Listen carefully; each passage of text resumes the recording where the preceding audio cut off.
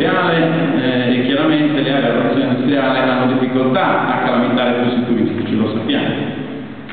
Al contrario, la Sardegna, dicevo, ha puntato in questi ultimi decenni sull'ambiente, il Stato l'ha fatto bene con le precedenti amministrazioni, continuiamo a farlo puntando sull'ambiente, il Stato, abbiamo detto più volte, vive di ambiente, il Stato è tutta la Sardegna, no? Viviamo di ambiente, quindi turismo, quindi le coste, ormai turismo non solo nelle coste ma anche fortunatamente nelle zone interne, su questo dobbiamo lavorare tutti quanti per calamitare tutti i turistici anche nelle zone interne, non solo Iena eccetera, ma anche noi Gerrei, la Barbata e così via. Sta crescendo il flusso turistico, l'abbiamo visto anche nella Stato quest'estate, sono entrati numerosissimi immigrati, e l'indotto, no, tra virgolette, però torna anche il flusso degli immigrati, perché poi, no, con passaparola abbiamo avuto numerosissimi turisti anche della Brianza, insomma abbiamo conosciuto il signore che non ho mai visto dell'assalto, che hanno capito la storia del fragante dell'assalto, anche per una questione probabilmente di tipo economico, ma lo sapete, sono due passi da mare, quindi questo è importante. Dicevo, siamo contrari al nucleare perché bisogna decidere, una regione non può avere, non può seguire troppe strade, quindi oltre a tutti gli aspetti negativi che il nucleare porta, non solo in termini di costi di realizzazione degli impianti stessi, ma soprattutto, poi ce lo spiegheranno meglio loro, io ho letto alcune dispense, avrete anche voi seguito credo dei programmi recentemente come Report, no? Presa diretta e così via, dove proprio di recente hanno dato dei servizi importanti sulla gestione delle scorie. Chiudo dicendo che, insomma, chi mi conosce sa, io sono andato in Germania, quindi tra virgolette tifo un po' anche la Germania per quanto fa in tempo di pace, non per quello che ha fatto in tempo di guerra, per nel corso della seconda guerra mondiale. Perché i tedeschi sono rispetto a noi molto razionali nelle cose, e se i tedeschi, che è la Germania, questo Stato che è sempre stato storicamente il cuore pulsante dell'economia europea, decide nel 2000, quindi 2 anni fa, nel 2000 di bandire il nucleare, voi vedete, insomma, ci sono tutta una serie di centrali nucleari operative in Germania, però nel 2000 decisero che dovrebbero restare in funzione ancora per circa 20 anni e poi dovrebbero dismetterle tutte.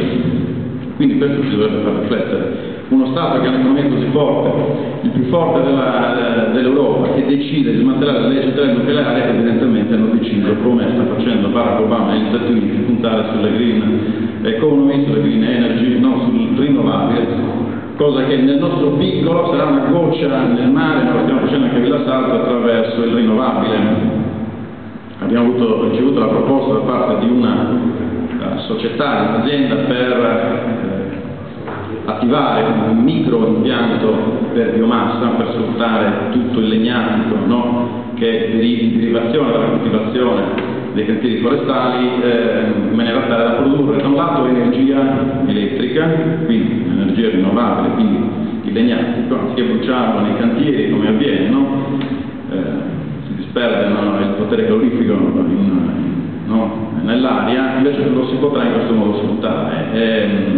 E fare anche un impianto, sempre con lo stesso impianto da biomassa, il teleriscaldamento. Questa è la proposta che è stata seguita in particolare dall'assessore Lorrai, che è presente, Sandro Lorrai, che è assessore all'ambiente del nostro comune. Il teleriscaldamento cosa significa? Significa che da questa centrale da biomassa noi possiamo portare l'acqua calda anche nelle strutture energivore che abbiamo. La principale struttura energivora che abbiamo è questa qui a fianco, questa che vedete dentro di noi, no? La Casa Anziano, attivo stiamo edificando la casa protetta, siamo circa al 50% dei lavori, quindi strutture che abbisognano di un apporto importante di energia, quindi l'acqua calda per il comune, l'acqua calda per servire l'alberghetto e le scuole, ovviamente, che sono tutte in questa zona servizi.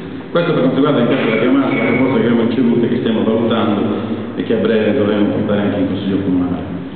Abbiamo realizzato 3 impianti fotovoltaici, no? Dicevo la goccia nel mare, ma se tutti i comuni si attivassero per produrre energia da fonti rinnovabili, noi saremmo in Sardegna, voi me lo insegnate, autosufficienti, giusto? Quindi abbiamo realizzato l'impianto fotovoltaico nella casa comunale, qui dovremo realizzare una breve da 18.9 kW, quindi questa struttura sarà sotto il profilo energetico, il piano energetico autosufficiente, e come sapete già installate, già operative e funzionanti, uno nella scuola media e l'altro nella scuola elementare. Poi per quanto riguarda l'eolico non mi esprimo perché sapete tutto quanto è avvenuto a livello regionale, il blocco che c'è stato per via delle cricche, non cricche, interessi, mafie, mafiette, quindi non sto ad aggiungere nulla rispetto a quanto già sapete, siete stati, credo, bene informati dai mass media, dai giornali, dalle radio, da internet, televisioni e così via.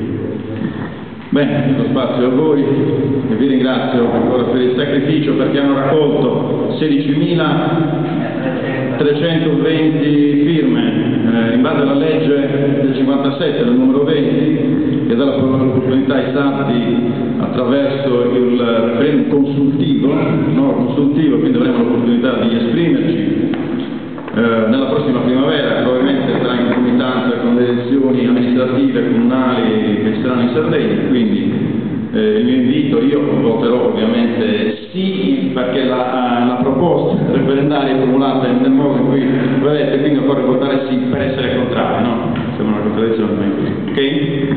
Va bene, ringrazio.